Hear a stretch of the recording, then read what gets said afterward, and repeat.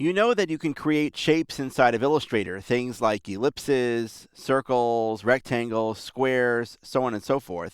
And these are all objects that are made up of single paths. However, there is a concept in Illustrator, something called a compound path, which is a single path, but that single path is made up of multiple paths inside of it.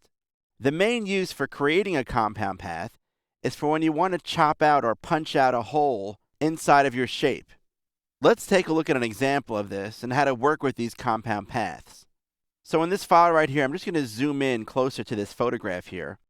And I'm going to take my ellipse tool here and hold down the Shift key while drawing to create a nice perfect circle here.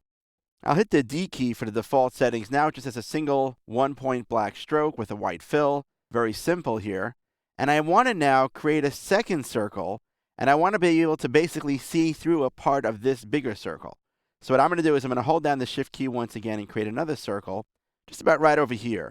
And I want this area right here should actually appear hollow so I could see through to the photograph that appears beneath. So to do that, I'm first going to switch to my selection tool. I already have now this circle selected. I'm going to hold down the Shift key. I'm going to click on this circle. So now both of these circles are selected. I have two paths currently selected. And I'm now going to choose to turn this into a compound path, meaning take two paths and turn them into one path. So I'm going to go to the object menu here. I'm going to choose compound path, make. The keyboard shortcut for this is Command 8 on Mac or Control 8 on Windows.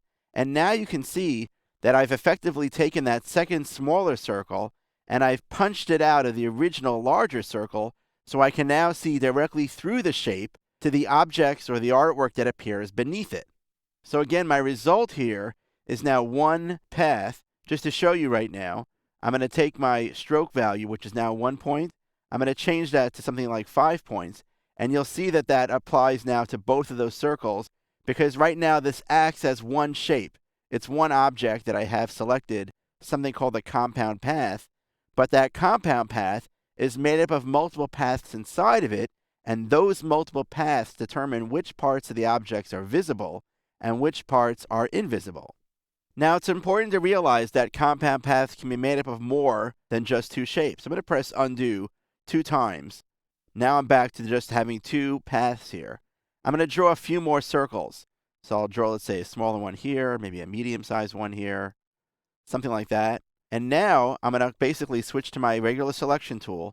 I'm going to hold down the Shift key and select all these 5 different circles. So I now have 5 circles selected. Now, once again, I'm going to go to choose Object. I'm going to choose Compound Path Make. And now I've been able to basically cut holes out through many parts of that one overall circle. Now, how do compound paths actually work? Well, the reality is that Illustrator looks at all these paths and determines the direction that those paths travel in. We don't really think about it, but normally whenever I create any kind of a path inside of Illustrator, that path travels in a certain direction. So just to give you a basic idea, if I draw a circle right here, and for example, let's say this is my starting point of my circle, my path basically starts here and then travels in this direction all the way across the path back to here. So you can see that right now my path is traveling in a clockwise direction. Now let's say I draw another circle right here. And just for purposes of illustration here, I'm going to draw a line right through the middle here. This line doesn't really exist, but I want you in your imagination to imagine as if there was some kind of a line there. Now, if I were to start over here with this part of my path and start traveling in one direction, I'm now traveling in a clockwise direction. So I come all the way around here, but then at this point of the path, I'm going to cut towards the inside of this path, and now I'm going to start going in a counterclockwise direction. I come here, I go back on the line, you can see I'm returning back to a clockwise direction. So what happens when Illustrator creates a compound path is that it looks at the direction that those paths are traveling in. Anything that travels in a clockwise direction remains visible, but any part of my object or any part of the path that travels in a counterclockwise direction becomes invisible in the object. You can actually control this very easily inside of Illustrator. I'm just going to delete these objects right here, and let's return back to this example.